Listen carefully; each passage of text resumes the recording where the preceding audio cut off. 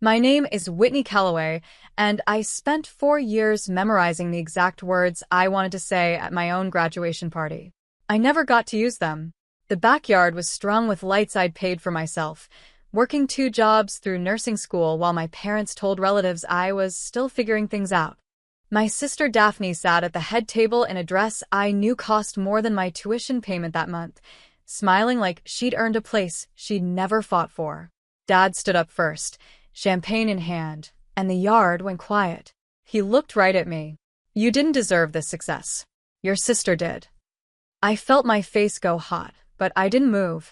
Mom nodded like she'd been waiting her whole life for permission to say it. "She's always been the golden child. Not like you." 40 people heard that. 40 people watched me smile anyway. I raised my glass, steady as anything I'd ever done. Great. "Then she can pay your mortgage too." I set the glass down before anyone could answer. And then my phone buzzed, a number I didn't recognize, 3 words that would unravel everything. "We need you." I almost silenced it. Instead, I stepped past the folding chairs, past my aunt's pitying eyes, into the kitchen where the noise of my own party turned to static behind a closing door. The voice on the line introduced herself as Patricia Hale, attorney for my grandmother's estate. I hadn't spoken to Grandma Ruth in 11 years. Not since my parents decided she was too difficult and stopped visiting, taking me and Daphne with them whether we wanted to go or not. "Miss Calloway," Patricia said, "your grandmother passed away Tuesday. She left specific instructions. She wanted you to know before the will is read." My hand found the counter. "Know what?" "That everything goes to you. The house, the accounts, the business holdings. Conditionally." I heard Dad's laugh through the door, performing for the guests like nothing had happened. Like he hadn't just gutted me in front of everyone I loved. "Conditionally how?" I asked. "She left a letter. She said you'd understand once you read it." She also said, Patricia paused like she didn't quite believe her own words. "She said your sister isn't allowed within 100 feet of any of it." I sat down on the cold tile floor and started laughing, the kind that turns into something else halfway through. I didn't tell anyone that night. I went back outside, finished my own party with a smile stitched on so tight my jaw ached, and let my parents believe they'd won. 3 days later, I drove 2 hours to the lawyer's office alone, the radio off, my hands steady on the wheel in a way that surprised me.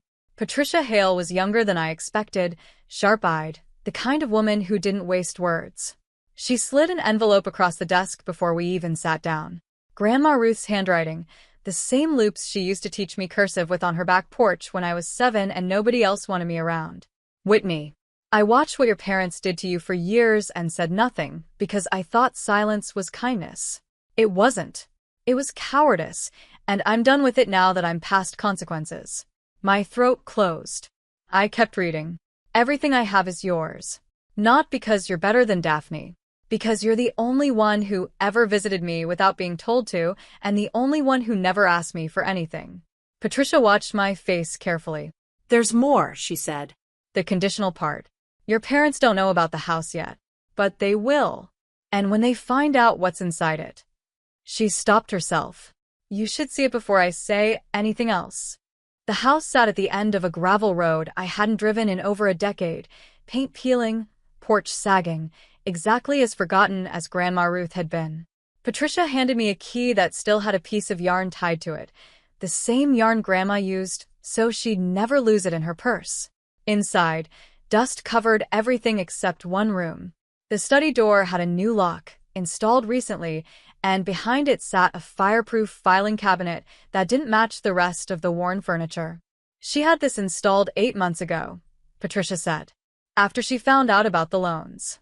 "What loans?" Patricia exhaled like she'd been carrying this answer too long. "Your parents borrowed against your name. 3 times. A car for Daphne, a kitchen renovation, a vacation to Cancun. They used your social security number, your credit history, while telling everyone you were the disappointment." The room tilted. I'd spent 2 years confused why my credit score made no sense, why a debt collector once called asking about a Lexus I'd never owned. I'd assumed it was a mistake. I'd apologized to the collector.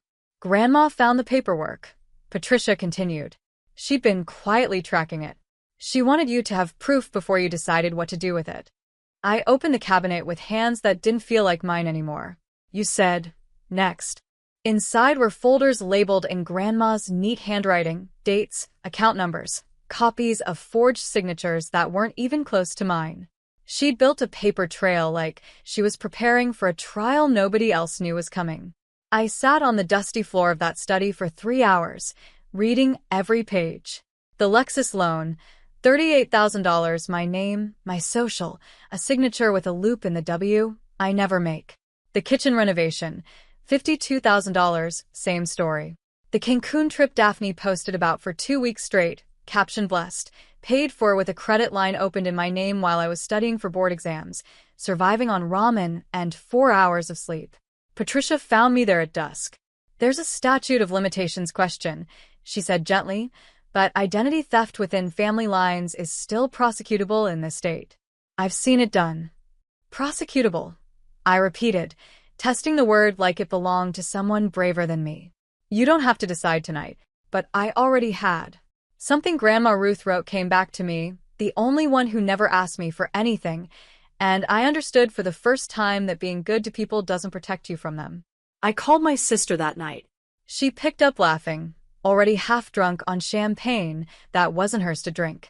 Whitney, where'd you disappear to at the party? I didn't laugh back. I need you to come to Grandma Ruth's old house tomorrow, I said.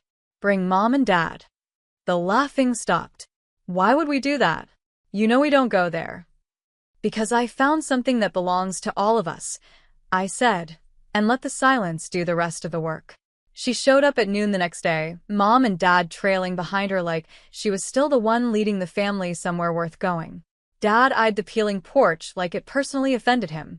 Mom's mouth was already arranged into the expression she used when she expected an apology she hadn't earned. I let them sit in the study before I said anything. I let them see the filing cabinet, watched Dad's face do something complicated when he recognized it. Grandma left everything to me, I said. The house, the accounts, the business holdings. All of it. Daphne's smile cracked first. That's not, she wouldn't. She also left me this. I set the folder on the table between us. The loan documents fanned out like a hand of cards I'd been dealt without asking. Dad's face went the color of old paper. Mom reached for the folder, and I pulled it back before her fingers touched it. Don't, I said. You don't get to touch it until you explain it. Dad found his voice first, the one he always used when he was about to make something my fault. We were going to pay it back. It was temporary, Whitney. You didn't even notice. I noticed, I said. I just didn't know it was you. Mom's hands twisted in her lap. Your credit was better than ours. You weren't using it. We needed help and you were always so independent, we thought. You thought I wouldn't find out, or you thought I wouldn't matter enough to be angry about it. My voice didn't shake. I'd practiced this moment without knowing I was practicing it. Every night, I lay awake wondering why collection calls kept finding me. Daphne hadn't said a word. She stared at the Cancun statement like it might rearrange itself into something forgivable. I'm not pressing charges, I said, and watched relief flood 3 faces at once before I finished. Yet. I'm giving you 90 days to repay every dollar, in writing, through Patricia. If you don't, the folder goes to the district attorney. You'd really do that to your own family? Mom's voice cracked on family, like the word still meant something to her. You did it first, I said. You just used my name to do it quietly. Dad stood so fast his chair scraped the floor. This house should have been split between both daughters.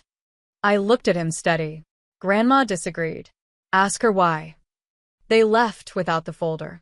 Daphne lingered at the door longest, and for 1 second I saw something true cross her face.